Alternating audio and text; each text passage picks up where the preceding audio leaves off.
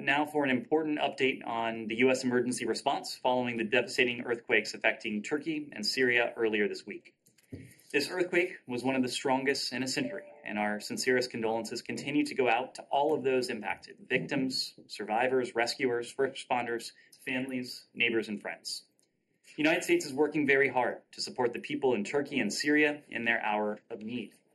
More than 15,000 people, including U.S. citizens, have lost their lives. The number continues to rise by the hour. Earlier today, Secretary Blinken spoke with Foreign Minister Çavuşoğlu to express our continued support and to discuss how the United States can continue our ongoing efforts to provide assistance in both Turkey and Syria. The United States is providing life-saving assistance as our emergency response teams are on the ground and hard at work. In Turkey, the U.S. government is providing a disaster assistance response team that will coordinate with Turkish authorities on the full range of U.S. support. The DART team comprises some 200 people, including 2 highly trained urban search and rescue teams, specialized equipment, and canines. And these teams have specialized training to coordinate with international partners in exactly this kind of situation.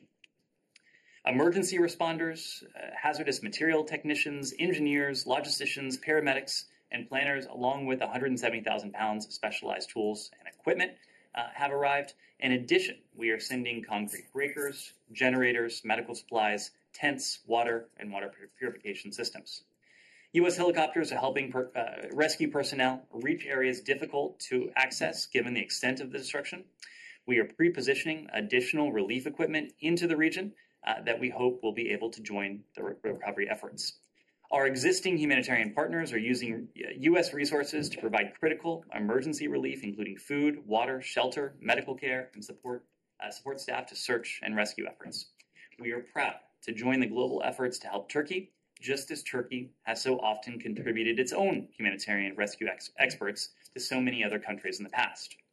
In Syria, U.S.-funded humanitarian partners have been responding, including with U.S. resources, since the moment the earthquake struck. The White Helmets, whom we have proudly supported for years, reacted immediately and have pulled more than 1,000 survivors from the rubble. U.S.-supported Syrian medics have been treating survivors across Idlib, Aleppo, and other affected areas. Our UN and NGO partners mobilize food, water, shelter, and other supplies for hard-hit communities. This life-saving work is happening across Syria in areas controlled by the Assad regime and elsewhere on the basis of need and need alone. We are committed to providing immediate, life-saving humanitarian assistance to help the people in Syria recover from this disaster. The United States has been the leading humanitarian donor since the start of the Syrian war, providing more than $15 billion to the Syrian people in Syria and throughout the region. We will show that same leadership in response to this new crisis. We will also continue to demand unhindered humanitarian access all across Syria, including cross-border aid.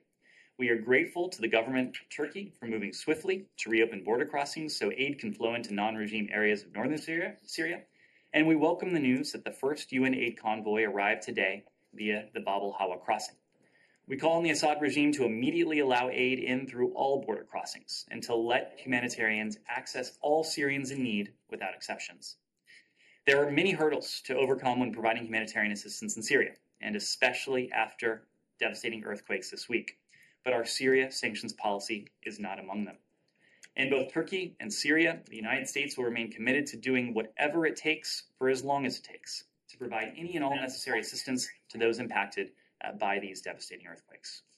And finally, today the Secretary hosted the Iraqi Deputy Prime Minister, Dr. Fuad Hussein, and his delegation in the first ever economic-focused higher coordinating committee of the U.S.-Iraq Strategic Framework Agreement, reinforcing the strong relationship between our countries.